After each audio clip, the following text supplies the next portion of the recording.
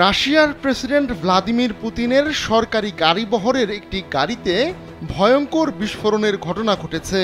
গাড়িটি রুশ গোয়েন্দা সংস্থা এফএসবির সদর দপ্তরের কাছে থাকা অবস্থায় সেটি বিস্ফোরিত হয়। তবে বিস্ফোরণের সময় গাড়িটিতে কেউ ছিল না, ফলে হতাহতের কোনো ঘটনা ঘটেছে কিনা তা স্পষ্ট নয়।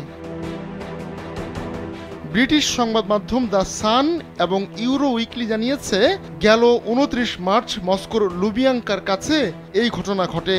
বিস্ফোরিত হওয়া গাড়িটি একটি অত্যন্ত দামি লিমুজিন।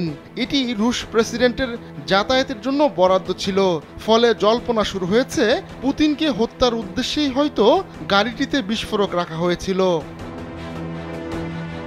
সামাজিক যোগাযোগ মাধ্যমে ছড়িয়ে পড়া একটি ভিডিওতে দেখা যায়, গাড়িটিতে বিস্ফোরণের পর আশপাশের লোকজন ছুটে এসেছেন, তারা আগুন নেভানোর চেষ্টা করছেন। প্রাথমিকভাবে ধারণা করা হচ্ছে গাড়ির ইঞ্জিন থেকেই আগুনের সূত্রপাত ঘটে থাকতে পারে। পরে ফুয়েল ট্যাঙ্কে বিস্ফোরণ ঘটে পুরো গাড়িতে আগুন ছড়িয়ে পড়ে। হত্যা চেষ্টার কথিত ওই ভিডিও ভাইরাল হওয়ার পর অনেকেই মন্তব্য করছেন, পুতিনকে হয়তো মেরে ফেলার চেষ্টা করা হচ্ছে।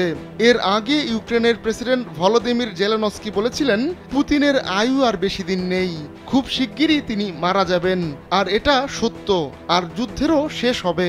জেলেনস্কির ওই মন্তব্যের পর জল্পনা শুরু হয় পুতিনের শারীরিক অবস্থা নিয়েও। বর্তমানে ইউক্রেন ও রাশিয়ার মধ্যে যুদ্ধ সমাপ্তির আলোচনা চলছে।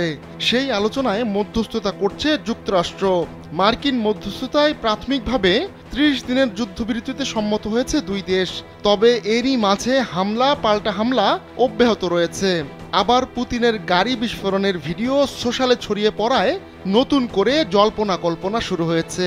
তবে এই ভিডিওর সত্যতা যাচাই করা যায়নি। আহমদুল্লাহ শিকদার, কালবেলা।